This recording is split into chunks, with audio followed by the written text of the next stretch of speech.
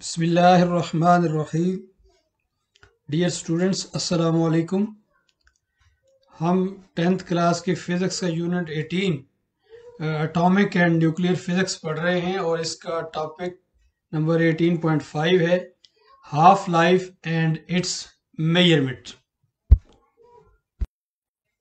तो इस टॉपिक शुरू करने से पहले कुछ MCQs हैं जो कि पिछले लेक्चर के रिलेटेड हैं। पहले उनको डिस्कस करते हैं और फिर हम आगे चलेंगे। MCQ नंबर 1 है, isotopes are atoms of same element with different atomic mass. B option atomic number, C number of protons, D number of electrons. यानी इन चार ऑप्शन में से कौन सी चीज आइसोटोप्स में डिफरेंट होती है? तो वो स्टूडेंट्स एटॉमिक मास है जो कि डिफरेंट होता है इसमें।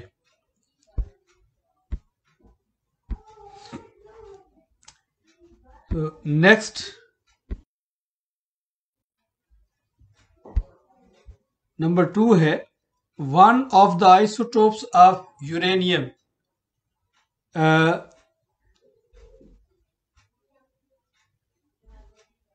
Is uranium. ये थोड़ा सा इसमें मिस प्रिंटिंग है।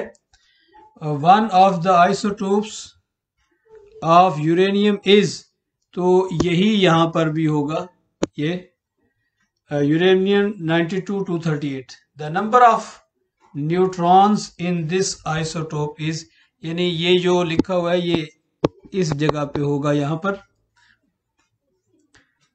सो इसके ऑप्शंस हैं 92, 146, 238 एंड 330। तो नंबर ऑफ न्यूट्रॉन स्टूडेंट्स आप कैसे फाइंड करते हैं? इसमें जो ए नंबर है ये है 238 और जो एटॉमिक नंबर Z है वो है 92। तो यहां से न्यूट्रॉन नंबर जो फाइंड करते हैं तो वो होता है A माइनस Z। तो 230 minus 92, this is equal to 146। सो आपका जो ऑप्शन करेक्ट है वो है 146। नेक्स्ट MCQ नंबर 3 है, which among the following radiations has more penetrating power? Option A में बीटा पार्टिकल, बी में गैमा रेज, सी में अल्फा पार्टिकल और डी ऑप्शन है all have the same penetrating ability. तो ये हम पढ़ चुके हैं कि पेनिट्रेटिंग एबिलिटी डिफरेंट है और सबसे ज्यादा जो पेनिट्रेटिंग पावर है वो गैमा रेज की है। सो इसका जो करेक्ट ऑप्शन है वो गैमा। तो next MCQ number 4, what happens to the atomic number of an element which emits one alpha particle? तो अगर एक अल्फा पार्टिकल निकले तो हमें पता है कि अल्फा पार्टिकल क्या है। Alpha particle is helium nucleus जिसका एटॉमिक नंबर 2 और मास नंबर इसका 4 है। इसका मतलब है कि 2 प्रोटॉन निकल जाएंगे और 2 न्यूट्रॉन निकल जाएंगे। अगर ये निकलेंगे तो देन एटॉमिक नंबर में क्या चेंज आएगी? ऑप्शन ए है increases by 1, B stays the same, C decreases by 2 and D है डिक्रीजेस बाय 1। तो यहाँ चूंकि 2 प्रोटॉन उससे निकलेंगे तो एटॉमिक नंबर डिक्रीज हो जाएगा बाय 2। सो इसका ऑप्शन जो करेक्ट है that is C, decreases by 2। MCQ number 6 जो पिछले टॉपिक के बारे में है, व्हेन यूरेनियम 92 प्रोटॉन्स, यानी ये वाला जो यूरेनियम है, ejects a beta particle, how many protons will be in the remaining nucleus? अगर बीटा पार्टिकल निकलता है यूरेनियम से तो बाकी प्रोटॉन कितने रह जाते हैं जो नया एलिमेंट बनता है? तो हम ये पहले पढ़ चुके हैं कि बीटा पार्टिकल तब निकलता है जब एक न्यूट्रॉन प्रोटॉन में कन्वर्ट हो जाता है। तो इसका मतलब है कि प्रोटॉन की तादाद एक बढ़ जाती है। तो पहले 92 प्रोटॉन्स थे, तो अब हो जाएंगे 93 प्रोटॉन्स। सो इट मीन्स के इसका ऑप्शन डी ट्रू है, 93 प्रोटॉन। इन पिछले टॉपिक्स के रिलेटेड रिव्यू क्वेश्चंस में एक क्वेश्चन था जो कि जरा डिफरेंट है, जो कि पहले से डिस्कस नहीं हुआ, तो हम उसको डिस्कस कर लेते हैं। इसमें पूछा गया, determine which of these radioactive decay processes are possible. A, B, C, D, 4 option processes दिए हुए हैं और पूछा गया कि कौन सा पॉसिबल है। चलिए हम पहले ए की बात कर लेते हैं। तो यहाँ पर जो एरो है ये नीचे नहीं बल्कि यहाँ होना चाहिए था एरो। तो इसमें देखिए हम जो चीज को देखेंगे वो ये कि चार्ज नंबर यानी एटॉमिक नंबर और मास नंबर ये कंजर्व होने चाहिए दोनों साइड्स पे। तो हम देखते हैं कि लेफ्ट साइड पे ऑप्शन ए में एटॉमिक नंबर 84 और राइट साइड पे 84 ये वाला और 2 ये, तो ये मिलके 86 बन जाता है राइट साइड पे। तो एटॉमिक नंबर जो है वो कंजर्व नहीं रहता। और इसी तरह ऊपर अगर हम मास नंबर को देख लें तो मास नंबर भी लेफ्ट साइड पे 214 है और राइट साइड पे 214 प्लस 4 कर लें तो 218 बन जाता है। सो ऑप्शन ए में एटॉमिक नंबर भी कंजर्व नहीं है और मास नंबर भी कंजर्व नहीं है। सो ऑप्शन ए जो है ये पॉसिबल नहीं है। और बी में अब देखते हैं जी कि एरो इस जगह पर होगा, इसमें एटॉमिक नंबर 90 लेफ्ट साइड पर और राइट साइड पर 88 और प्लस 2, इन दोनों को ऐड करें आप तो वो भी 90 बन जाता है। और इसी तरह मास नंबर ऊपर देख लें तो 230 है और राइट साइड पर 226 और ये प्लस 4, इनको ऐड करें तो ये 230 बन गया। तो इसमें कंजर्व है एटॉमिक नंबर भी और मास नंबर भी। सो ये ऑप्शन ठीक है, ये पॉसिबल है। ऑप्शन सी पर आ जाइए। ऑप्शन सी में लेफ्ट साइड पर एटॉमिक नंबर 91, राइट साइड पर 92 माइनस 1 इक्वल्स टू 91, ये भी कंजर्व हो गया। और मास नंबर लेफ्ट साइड पे 233 और राइट साइड पर भी 233 प्लस 0, तो ये भी 233 बन गया। तो ये भी पॉसिबल है, तो ये भी टिक कर लेंगे आप। ऑप्शन डी में अगर हम देख लें तो ऑप्शन डी में एटॉमिक नंबर लेफ्ट साइड पर 6 और राइट साइड पर 7 माइनस 1 इक्वल्स टू 6, ये तो कंजर्व हो गया। अब मास नंबर की बात कर लें तो लेफ्ट साइड पर 12 है और राइट साइड पर 14 प्लस 0 इक्वल्स टू 14, तो ये मास नंबर कंजर्व नहीं है। सो ऑप्शन डी जो है ये भी पॉसिबल नहीं है। ऑप्शन बी और ऑप्शन सी जो है ये पॉसिबल है। सो अब हम जो टॉपिक है half life and it's measurement, इसके बारे में बात कर लेते हैं। The process of radio activity is random and the rate of radio active decay is proportional to the number of unstable nuclei present। यानी कोई सैंपल रेडियो एक्टिव एलिमेंट का हो तो उसमें जो डिके रेट है कि पर सेकंड कितने एटम्स डिके करेंगे, ये डिपेंड करता है कि सैंपल के अंदर अनस्टेबल न्यूक्लियाई कितने हैं उन पर। और पहली बात जो है कि जी इट इज रैंडम, इसका मतलब क्या है? इसका मतलब ये है, इसकी एक एग्जांपल हम लेके समझने की कोशिश करते हैं कि किसी शहर में टोटल पॉपुलेशन के मुताबिक उसका डेथ रेट होगा। अगर हम देखें कि एक साल में किसी शहर में कितने इंसान मरते हैं, तो एक क्लियर है कि उसकी पॉपुलेशन पे डिपेंड करता है। अगर एक बड़ा शहर है तो उसमें डेथ रेट ज्यादा होगा, और अगर छोटा है तो उसमें कम होगा। लेकिन हम ये नहीं कह सकते कि नेक्स्ट ईयर इस शहर के कौन कौन से अफराद जो है वो फौत हो जाएंगे, ये नहीं कहा जा सकता। तो ये मतलब है रैंडम का कि इसमें भी ये नहीं कहा जा सकता कि अगले सेकंड में कौन से जो न्यूक्लियाई हैं वो डिके होंगे और कौन से नहीं होंगे, ये नहीं कह सकते हम। So in the process a constant fraction of large number of unstable radioactive nuclei decays in a certain time. So, the life of the unstable nuclei is unlimited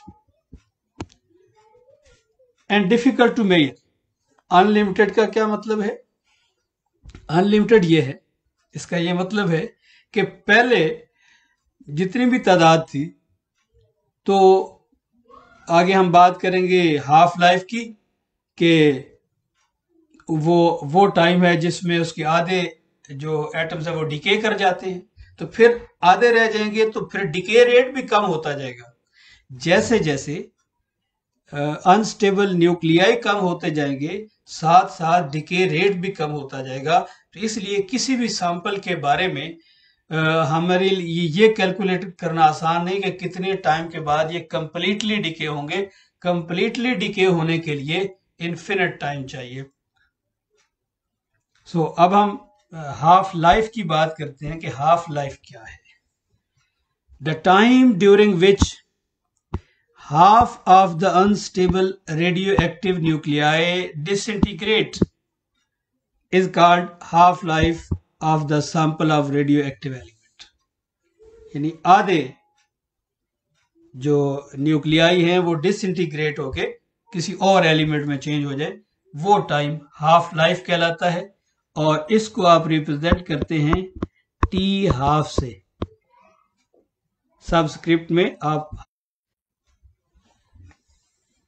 every radioactive element had its own characteristic half life. अब ऐसे element भी हैं जिनकी half life nano seconds में है, मिली seconds में है, बाज की सेकंड्स में, मिनट्स में, आवर्स में, डेज में, वीक्स में, मंथ्स में, ईयर्स में, हंड्रेड्स ऑफ ईयर्स में, मिलियंस ऑफ ईयर्स में। तो ये मुख्तलिफ एलिमेंट की मुख्तलिफ हाफ लाइफ। इसमें एक एग्जांपल है जी रेडियम 26।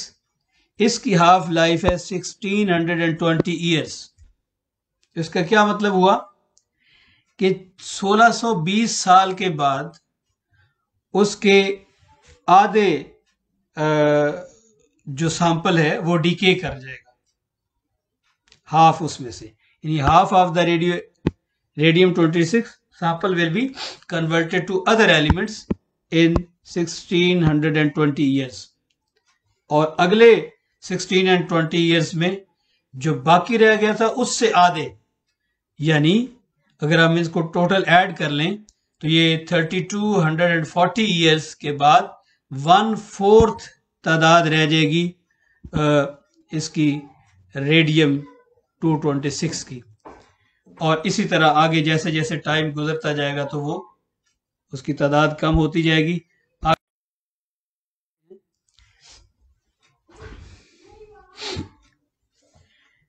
स्टूडेंट्स देखिए, ये यहां पर हमने इसको वर्टिकल एक्सिस में नंबर ऑफ न्यूक्लाइड्स जो कि इनिशियली मौजूद हैं उनको लिया, और इस साइड पर हमने ईयर्स को लिया। ये टोटल तादाद है यहां तक n, और 1620 ईयर्स यहां पे फिर इतने और ऐड कर लें तो 3220 हो गए, 40 हो गए, फिर 48 60 हो गए यहाँ पे, एंड सो ऑन। तो पहला पॉइंट अगर हम ड्रॉ करें कि 1620 साल के बाद ये तादाद कितनी हो जाएगी, तो ये यकीनन यहां से लेके ये जो पूरा है इसकी हाफ जो कि ये जगह बनती है तो 1/2n रह जाएंगे यहां तक, तो ये पॉइंट आ जाएगा। और नेक्स्ट पॉइंट उसमें क्या होगा कि अब जितनी तादाद ये मौजूद है, मजीद 1620 साल जब गुजरेंगे तो ये उससे आधी हो जाएगी तादाद, यानी यहां तक जो है ये टोटल इसका हाफ ये रह जाए यहां तक। और फिर मजीद 1620 ईयर्स और ऐड कर लें तो अब इसका भी हाफ हो जाएगा, यानी ये जो है ये वाला हाफ है इसका, ये पॉइंट आ जाएगा। अब इन पॉइंट्स को जब आप ज्वाइन करते हैं तो ये जो ग्राफ शो किया हुआ है ये ग्राफ बनता है। अब देखिए ये हमने 1 2 3 हाफ लाइफ की बात की। पहली हाफ लाइफ के बाद आधे रह गए, अगली हाफ लाइफ के बाद उससे आधे रह गए यानी 1/4 रह गए, और तीसरी हाफ लाइफ के बाद 1/8 रह गए।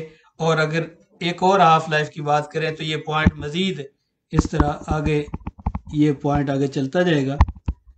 तो ये जो टाइम एक्सिस है इसको इतनी जल्दी मीट नहीं करेगा। टाइम एक्सिस को मीट करने के लिए इन्फिनिट टाइम चाहिए, यानी इनको जीरो होने के। अब हम इसका फार्मूला ड्राइव करते हैं हाफ लाइफ का। तो उसके लिए half life of a radio active element, उसको अगर हम टी हाफ से रिप्रेजेंट करें तो इस टाइम के एंड पर जो सैंपल है वो कितना बाकी रह जाएगा, वो आधा रह जाएगा, हाफ। और अगर हम 2 हाफ लाइफ के बाद देखें, 2 हाफ लाइफ गुजर जाएं तो फिर कितना रह जाएगा, फिर ये वाला जो हाफ था इससे मजीद इसका हाफ, ये था, इसका और आधा कर लीजिए तो ये 1/2 यानी 1/4 रह जाएगा 2 हाफ लाइफ गुजरने के बाद। नेक्स्ट अगर हम 3 हाफ लाइफ लें, 3 हाफ लाइफ के बाद क्या था कि पहली वाली वैल्यू जो थी ये 1/4 है, इसका हाफ ले लिया तो 1/2 आ गया 1/8। तो ये अगर आप देखें तो जो एक हाफ लाइफ गुजरी तो 1/2 जब 2 हाफ लाइफ गुजरी तो ये 2 हो गया, 3 हाफ लाइफ गुजरी तो 2 होगा, जो कि 2 डिनोमिनेटर में है। अब अगर हम टी हाफ लाइफ की बात कर लें, टी क्या है, हाफ लाइफ की तादाद है। तो टी हाफ लाइफ गुजरने के बाद बाकी जो एटम रह जाएंगे वो कितने होंगे, वो ये होंगे 1/2 अब अगर हम एज्यूम ये कर लें कि इनिशियल तादाद, original number of atoms sample की वो n0 है, और टी हाफ लाइफ गुजरने के बाद जो बाकी रह जाएंगे, यानी जो डीके नहीं होंगे बाकी रह जाएंगे, वो कितने होंगे, तो remaining atoms is equal to original atoms multiplied by this one.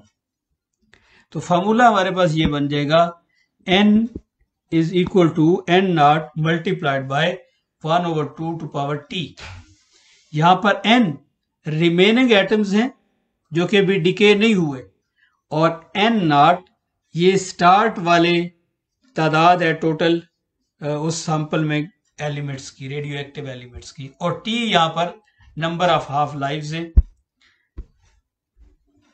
The process of radioactivity does not depend on the chemical combination or reactions, यानी केमिकल कॉम्बिनेशन या रिएक्शन भी डिपेंड नहीं करता।